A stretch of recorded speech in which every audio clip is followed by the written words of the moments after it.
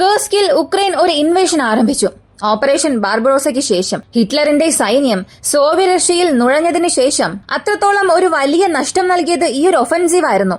Psychologically ആയാലും അല്ലെങ്കിൽ റഷ്യയെ പോലുള്ള ഒരു രാജ്യത്തെ ഉക്രൈൻ പോലുള്ള ഒരു ചെറിയ രാജ്യത്തെ കൊണ്ട് ആക്രമിക്കാൻ കഴിയുമെന്നുള്ളത് വളരെ വ്യക്തമായി എടുത്തു കാണിച്ചത് ഈ കേഴ്സ്ക് ഒഫൻസീവ് ആയിരുന്നു.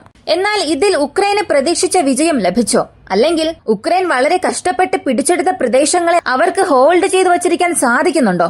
ഈ അവസ്ഥയിൽ ഓഗസ്റ്റ് മാസം 5-ാം തീയതി ആരംഭിച്ച ഈ ഒരു ഓപ്പറേഷൻ കേഴ്സ്ക് സർപ്രൈസ് ഓപ്പറേഷൻ രണ്ടാം ഘട്ടത്തിലേക്കെത്തി. ഉക്രൈന്റെ രണ്ടാം കൗണ്ടർ ഓഫൻസീവ് മറ്റൊരു ഘട്ടത്തിലേക്കെത്തി. എന്നാൽ നിങ്ങളെ കൊണ്ട് എത്ര പേർക്ക് ഇത് വിശ്വസിക്കാൻ സാധിക്കും? അല്ലെങ്കിൽ ഞാനീ പറയുന്ന കാര്യം എത്ര പേർക്ക് മനസ്സിലാക്കാൻ കഴിയുമെന്നറിയില്ല. പ്രധാനപ്പെട്ട കാരണം നമ്മൾ ഈ വീഡിയോയിൽ അറിയാൻ പോകുന്നത് അവസാന 24 മണിക്കൂറിൽ എന്ത് സംഭവിച്ചു എന്നുള്ളതാണ്. എന്നാൽ അത് തന്നെ വളരെ ഭയം സൃഷ്ടിക്കുന്ന ഒന്നായി മാറും. ഏകദേശം 2000 സൈനികർ, 24 മണിക്കൂറിനുള്ളിൽ 2000 സൈനികർ, 6 പീരങ്കി, 8 ഇൻഫാൻട്രി ഫൈറ്റിംഗ് വെഹിക്കിൾസ്, ഇവയെല്ലാം ഉക്രൈൻ നഷ്ടപ്പെടുത്തി. ഒരു 24 മണിക്കൂർ സമയപരിധിയിൽ ഇത്രയും വലിയ ഒരു നാശനഷ്ടം എന്നത് ഉക്രൈൻ അവരുടെ ഈസ്റ്റേൺ ബ്ലോക്കിൽ പോലും ലഭിച്ചിട്ടില്ല. ഇവയെല്ലാം ഈ വീഡിയോയിലൂടെ വിശദമായി അറിയാം.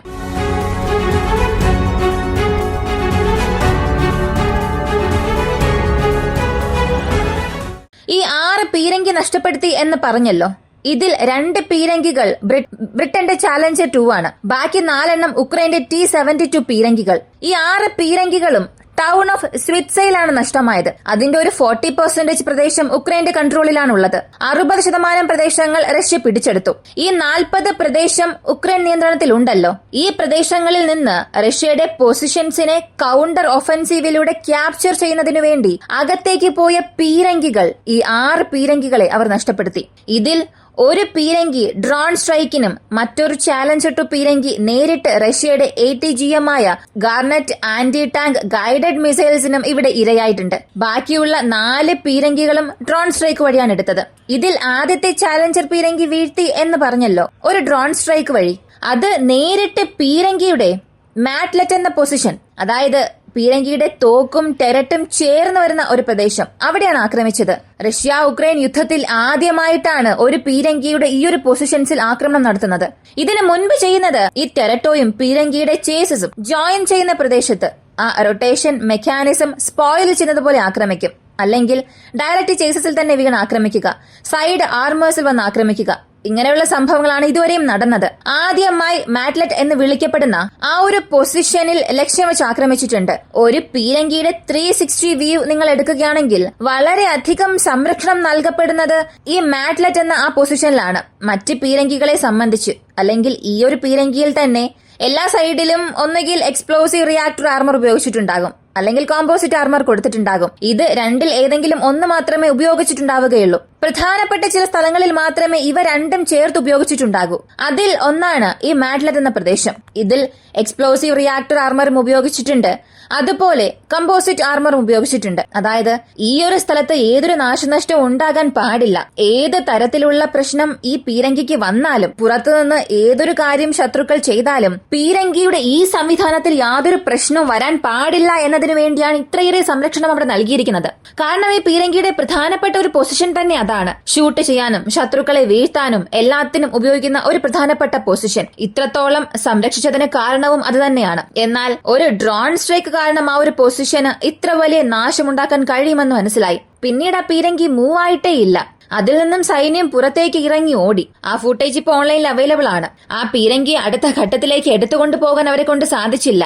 കാരണം അകത്ത് തീർച്ചയായും സെക്കൻഡറി എക്സ്പ്ലോഷൻ സംഭവിക്കും. തീ ഒരല്പം പടരും തോറും അവർക്ക് മനസ്സിലാകും പീരങ്കിയെ നമുക്ക് തിരികെ എടുക്കാൻ കഴിയില്ല എന്ന്. അടുത്ത രണ്ടാമത്തെ സംഭവം, രണ്ടാമത്തെ ചാലഞ്ചർ 2 വീഴ്ത്തിയത് കൃത്യം ഈ ഒരു സ്ഥലത്തു നിന്നും 4.5 കിലോമീറ്റർ അകലെയുള്ള സ്വിറ്റ്സയുടെ ഈസ്റ്റേൺ ഔട്ട്സ്കേർട്സിലാണ് സംഭവിച്ചത്. അവിടെ നേരിട്ട് ഈ ട്രെഞ്ചസിൽ പതുങ്ങിയിരിക്കുന്ന റഷ്യൻ സൈനികർ ഉക്രൈന്റെ ഒരു ആർമഡ് ബ്രിഗേഡ് അകത്തേക്ക് വരുന്നത് കണ്ടിട്ട് അവിടെ ഡ്രോൺസ് ഉപയോഗിച്ച് ഇൻഫാൻട്രി ഫൈറ്റിംഗ് വെഹിക്കിൾസിന് നേരെ ആക്രമണം നടത്തി.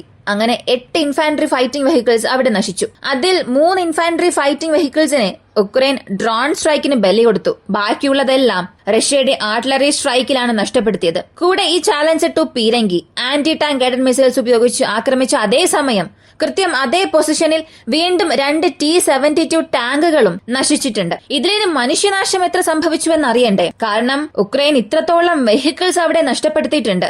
100-150 സൈനികരോളം മരിച്ചുവെന്ന് പറയാനും സാധിക്കും. അത്ര വലിയ നാശമായിരുന്നു ആ പ്രദേശത്ത് നടന്നത്. മൊത്തത്തിൽ 24 മണിക്കൂറിലെ സമയപരിധി എടുത്തു നോക്കിയാൽ കേർസ്കിൽ എത്രത്തോളം ഉക്രൈന് പ്രശ്നം ഉണ്ടായെന്നുള്ള കണക്കെടുത്താൽ 2000-ലധികം സൈനികർ മരിച്ചിരിക്കാൻ സാധ്യതയുണ്ടെന്ന് അല്ലെങ്കിൽ സ്ഥിരീകരിക്കുക തന്നെ ചെയ്തു. ഇത് റഷ്യയുടെ കണക്കോ നോർത്ത് കൊറിയ സംബന്ധിക്കുന്ന മാധ്യമങ്ങളിൽ വന്ന വാർത്തയല്ല. അവിടെ ഇപ്പോഴും ഒരുപാട് ജേർണലിസ്റ്റ് അകത്തുണ്ട്. അവിടെയുള്ള ധാരാളം OSND എക്സ്പേർട്സ് ഇവയെല്ലാം കൺഫേം ചെയ്തിട്ടുണ്ട്. അപ്പോ ഉക്രൈൻ എടുത്തതിൽ ഏറ്റവും മോശമായ തീരുമാനം എന്ന് പറയുകയാണെങ്കിൽ അത് ഇത് തന്നെയായിരിക്കും. സത്യത്തിൽ കേർസ്ക് ഒഫൻസീവ് എന്നത് ആവശ്യമേ ഇല്ലാത്ത കാര്യമായിരുന്നു. എന്നിട്ട് കൂടിയും അകത്തേക്ക് ഇത്രയും സൈനികരെ അയച്ചുകൊണ്ടേയിരുന്നു. നിങ്ങളെ കൊണ്ട് ആ സിറ്റിയെ ഹോൾഡ് ചെയ്യാൻ കഴിയില്ല എന്ന് നിങ്ങൾക്ക് തന്നെ നന്നായി അറിയാം. ഉക്രൈനെ കൊണ്ട് ഹോൾഡ് ചെയ്യാൻ സാധിക്കില്ല. എന്നിരുന്നിട്ടും സൈനികരെ അകത്തേക്ക് അയച്ചുകൊണ്ടിരിക്കുന്നത് തീർച്ചയായും ഒരു സൂയിസൈഡ് അറ്റംപ്റ്റ് തന്നെയാണ്. അവർക്ക് യാതൊരു ശീലവുമില്ലാത്തൊരു പ്രദേശമായിരുന്നു. പ്രോപ്പറായ സപ്പോർട്ട് ഇല്ലാതെ റഷ്യൻ സൈന്യം അവിടെ ഒരുപാട് കഷ്ടപ്പെടുന്നുണ്ട്. റഷ്യൻ സൈന്യവും നോർത്ത് കൊറിയൻ സൈന്യവും എല്ലാവരും ചേർന്ന് ഉക്രൈൻ സൈനികരെ വളഞ്ഞുകൂടി നശിപ്പിക്കുകയാണ്. ഇതിൽ ഉക്രൈന് തന്നെ ട്രാപ്പ് സെറ്റ് ചെയ്ത് വല്ലാത്തൊരവസ്ഥയിലേക്ക് മാറിക്കൊണ്ടിരിക്കുന്നു. ഇതുവരെയും കണ്ടതിൽ വെച്ച് വളരെ വളരെ മോശമായ ഒരു സാഹചര്യമാണ് ഇപ്പോൾ നടന്നുകൊണ്ടിരിക്കുന്നത്. ഗാസയിൽ നമ്മൾ കണ്ടതെല്ലാം വളരെ മോസ്റ്റ് ഗ്രാഫിക് കണ്ടന്റ് ആയിരുന്നു. കൃത്യം അതുപോലൊരു അവസ്ഥയാണ് ഇവിടെ കേർസ്കിൽ ഉക്രൈന് സംഭവിക്കുന്നത്. പോരാത്തതിന് സെലൻസ്കിയുടെ ഓഫീസിൽ നിന്ന് മറ്റൊരു അറിയിപ്പ് വന്നു. വളരെ വലിയ രീതിയിൽ ഒരു കാര്യം അവർ എടുത്തു പറഞ്ഞു. ഡിസംബർ മാസത്തിൽ ഉക്രൈന്റെ ഒരു F-16 വിമാനം 6 റഷ്യൻ ക്രൂയിസ് മിസൈൽസിനെ ഡൌൺ ചെയ്തതായി വലിയൊരു വാർത്ത അവർ പുറത്തുവിട്ടു.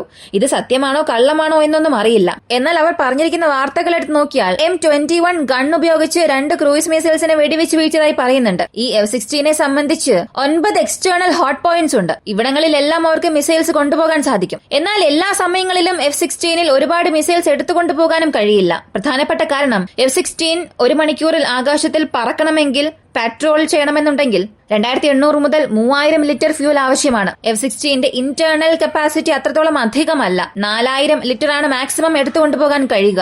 എന്നാൽ അത് തന്നെ ഒരു ഹെവി മിഷനിലാണെങ്കിൽ, ഹൈ മെനുവേഴ്സ് അല്ലെങ്കിൽ ഒരു വാർ സിനാരിയോയിലാണെങ്കിൽ അതിന് 9000 ലിറ്റേഴ്സ് എങ്കിലും ആവശ്യമായി വരും. കുറഞ്ഞത് അത്രയും ആവശ്യമായി വരും. അതുകൊണ്ട് എക്സ്റ്റേണൽ ഫ്യൂൽ പോർട്സ് അവർ ഉപയോഗിക്കും. എക്സ്റ്റേണലിൽ നിന്നും ഫ്യൂൽ എടുക്കാനായി ഓരോ ഫ്യൂൽ പോർട്സിനെ സംബന്ധിച്ചിടത്തോളം അതിന്റെ കപ്പാസിറ്റി അനുസരിച്ച് കുറഞ്ഞത് 900 ലിറ്റേഴ്സ് മുതൽ കൂടിപ്പോയാൽ 2500 ലിറ്റേഴ്സ് വരെയും എടുത്തുകൊണ്ടുപോകാൻ കഴിയും. ഇവിടെ ഉക്രൈൻ പറഞ്ഞൊരു അവകാശവാദം 4 മിസൈൽസ് അവർ എടുത്തുകൊണ്ടുപോയി എന്നാണ്. റഷ്യയുടെ 6 ടാർഗറ്റിനെ നശിപ്പിച്ചുവെന്നും പറയുന്നുണ്ട്. ഇത് ഇവർ ഇത്ര വലിയ കാര്യമായി സംസാരിക്കുന്നു. എന്നാൽ നിങ്ങളുടെ രാജ്യത്തിന്റെ ഓരോ സൈനികരും വളരെ മോശമായ ഒരു ബാറ്റിൽ ഫീൽഡിലൂടെ കടന്നു പോവുകയാണ്. ആരും ഇങ്ങനെയൊന്നും കണ്ടിട്ടേ ഉണ്ടാവുകയില്ല. ആരും കാണരുത് എന്ന് ആഗ്രഹിക്കുന്ന ഒരു വിധിയാണ് അവരവിടെ അനുഭവിച്ചുകൊണ്ടിരിക്കുന്നത്. അതിനെക്കുറിച്ച് പുറത്തൊന്നും തന്നെ നിങ്ങൾ പറയുന്നില്ല. വാർ ബാറ്റിൽ ഒരു സൈനികൻ മരിക്കുകയാണെങ്കിൽ അവരുടെ കുടുംബത്തിന് ആവശ്യമായ പെൻഷൻ മുതൽ അവർക്ക് ആവശ്യമായ സഹായം, പണം, റെക്കഗ്നൈസേഷൻ എല്ലാം നൽകും. എന്നാൽ കണക്കിൽ വരാത്ത മരണങ്ങൾ ഒരുപാടുണ്ട്. അവരുടെ കുടുംബത്തിന് ഒന്നും തന്നെ ഇവർ നൽകില്ല. അവസാനം വരെയും കാണാതായ എന്ന ലിസ്റ്റിൽ തന്നെ വച്ചിരിക്കും. അതിനപ്പുറം ആ കുടുംബത്തിന് ഒന്നും തന്നെ ആ ഗവൺമെന്റ് ചെയ്യില്ല. അപ്പോ നിങ്ങളുടെ രാജ്യത്തിന്റെ സൈനികരെ വളരെ വളരെ മോശമായ നരകത്തിലേക്ക് നിങ്ങൾ തന്നെ തള്ളിവിടുകയാണ്. അതിനെക്കുറിച്ച് നിങ്ങൾ ഒന്നും തന്നെ സംസാരിക്കുന്നുമില്ല. ഒരു ചെറിയ വിവരം പോലും പുറത്ത് നൽകുന്നില്ല. ഇതുവരെയും പറഞ്ഞത് നിങ്ങൾക്ക് വിശ്വാസം വന്നില്ലെങ്കിൽ കീവ് ഇൻഡിപെൻഡന്റിനെ കുറിച്ച് നിങ്ങൾക്കറിയാം. ഉക്രൈന്റെ മെയിൻ മീഡിയയാണ്. ഉക്രൈൻ ചെറിയ കാര്യം ചെയ്താൽ പോലും അത് വലിയ രീതിയിൽ സംസാരിക്കുന്ന ഒരു മീഡിയ. ഇത് കീവ് ഇൻഡിപെൻഡന്റിൽ ഇന്നലെ വന്ന ഹെഡ്ലൈൻ ആണ്. ടൈറ്റിൽ തന്നെ നിങ്ങളൊന്ന് ശ്രദ്ധിക്കുക.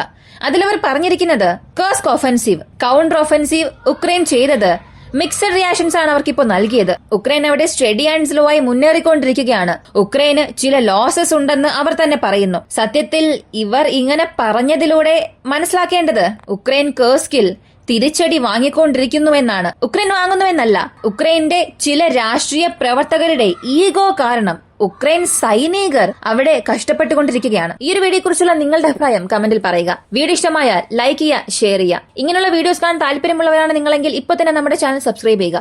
മറ്റൊരു വീഡിയോയുമായി വീണ്ടും കാണാം.